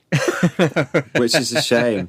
I mean, it's something I know. One of the things I noticed about Pennyroyal was that you were very clear, and one of the things I loved about it was you're very clear from the get-go that you hate Nazis, and like that was very much one of the things that when we first came into this, we were like, right, we need to make sure we don't attract the wrong kind of people, because we know that there's a bad element out there.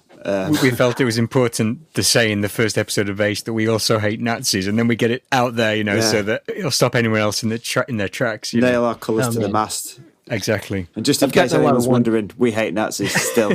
Nothing's changed. Well, a lot's changed since that first episode, but not that. No. You're still anti-Nazi. Yeah. Still. I've got a lot of 1-star ratings on Pennyroyal, and it's the people there like, this is way too political, man. There's no politics in the paranormal, this whole thing. But for me, something that was hugely inspirational was the Hookland series. Right? Oh yeah. And because it's a real thing. Fascists try to seize the folklore, right? Yeah. And they try to make everyone think there was a golden age before immigrants, Jews, whatever the list of things are that they hate, right? And they're like, remember before those people were around, we all lived in a perfect golden age. If we could go back there, and like growing up and this is why I think Twin Peaks is an important thing, because that's what David Lynch was showing, was that people like Americans especially want to believe that post World War II there was a golden age, right? When everything was perfect. But really that was a time of racial tension, like there was all kinds of injustice, but still there's this like belief that white picket fences in this perfect, pristine world where there wasn't all of this social, why are we criticizing people and all these things?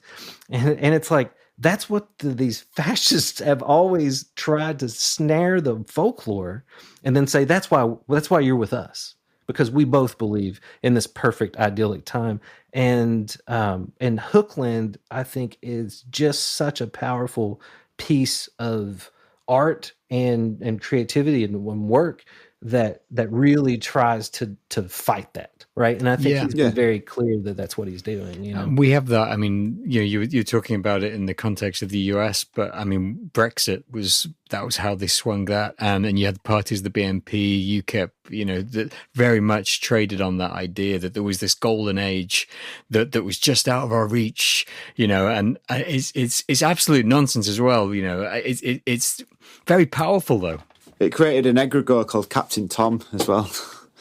Which was, there was they had like a mascot, like well, no, it was like this old man, and it was during the COVID lockdown. This old man like walked around his garden a lot of times, and people became really obsessed with him, like similar to Princess Diana. People are just fucked up, man. He was doing it, so he walked around his garden for charity, but it turned out that some of the money allegedly was, I don't know the full, I don't want to make any sort of false accusations, but a lot of that money was misappropriated. It was being siphoned off into his daughter's lavish lifestyle, apparently. Allegedly. So we're told. But yeah, that kind of sums it all up. Really, it's just like, the whole thing is fucked. But I think on the flip side to that, the whole thing is fucked. But I think that things like Pennyroyal are working towards unfucking it. And I think that's, it's certainly, it's changed our lives in terms of it's changed how we think, and it's kind of opened us up to different things. It's, we've been friends for a long time, but it's really like kind of improved our friendship, hasn't it? Like it's like just through like doing Vayse and stuff. But then something that we've noticed that's really nice is that we've got like a little community on Discord, which people can join, by the way. The link will be in the show notes. And we're noticing within that little community, nice things starting to happen, and there's some stuff in there that's really sweet, and there's people helping each other out with like tarot readings and stuff, and like advice and lending each other books and stuff like that, and it's quite beautiful, really. And you just think that just came from Pennyroyal. We're just like a little offshoot, a little mushroom offshoot, and I bet there's loads of them. I bet there's loads of other people that have been affected in that way, and it's created like a positive change in the world, which I think is a really beautiful thing. So yeah, thank you. Yeah. Thank you for saying that, because I swear, it's like, I don't know, to hear that. Sometimes I'm like, should I even keep doing this? Yes, you should. Please do. Please do. For God's sake. So that brings us up to like the sort of, I suppose we should start to wrap it up. I know we've taken a lot of your time, and we're really grateful for you for spending this time with us. So I guess for our listeners, if you could say where they can find your work, where they can find Pennyroyal, when season 3 might be coming out, and that kind of thing. So we've got. We're on Spotify and Apple and all the podcast platforms. I'm getting ready to upload everything to YouTube. I made videos, just like some reactive videos to the audio, but I just one of those things I didn't have it out, but I'm going to put it on YouTube as well. But yeah, check us out on all the platforms.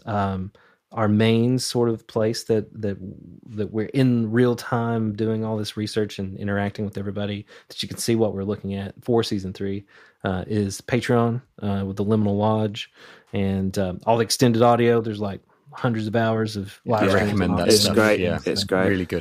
So there's a lot of stuff there, but yeah, you can find us there. And then the current release date, if everything goes off without a hitch, like still a working stiff. So, a lot of the stuff is not without a work, but January the 15th of 2024 is when I'm hoping to, I've got a few more interviews I want to get done by September, and then I'll do the final editing and everything. So I think people will really enjoy it.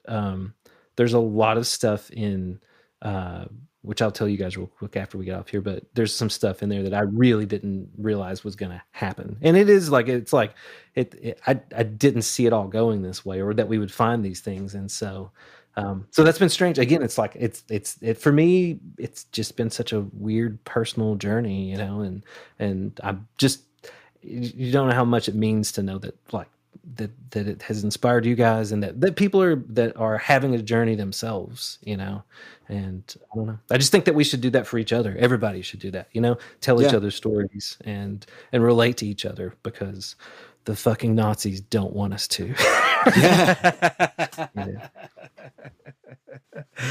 Amazing. Brilliant. Well, thanks very much. And if any listeners out there want to find more Vayse, you can find us on Twitter or Instagram. We're at Vayse, and then Vayse spelled backwards. So that's at VAYSEESYAV. You can get us at www.vayse.co.uk, which is our website, where you'll get all of our audio and the full show notes. You can email us on vayseinfo@gmail.com. We'd love to hear from anyone who wants to send us their own experiences or any recommendations for books or documentaries or films or TV series or music or anything, really. We talk about this a lot, but the Bandcamp, you can get our soundtrack that Buckley has done himself, and all of that money goes back into the podcast. And you can get us on Ko-Fi. I think they call it Ko-Fi. I'm going to settle on Ko-Fi. I reckon it's coffee. I reckon it's coffee. I don't know. Well, you can buy us a coffee at Ko-Fi, and it's and you can get the link of that from our Twitter or our website. And that's basically everything we do is free. But if you feel like you have the cash to give us, then give us any amount you want. And if you do a monthly subscription, you can have access to our Discord server as well. I have one last question for you, Nathan Paul Isaac. Yeah. Who's your favourite Ghostbuster? Egon. It's Egon. Egon. Yeah. All the research. I love. You know why? I loved the cartoon. Right. I loved the cartoon. The real Ghostbusters and the real Ghostbusters, and the book that had is it Tobin's Spirit Guide? Yes. That had all of the. It was like, any high strangeness thing, he had an entry, and I was like, man, someday I want Tobin's Spirit Guide, right? And I guess that's what Pennyroyal's been, man. Me just building. Excellent.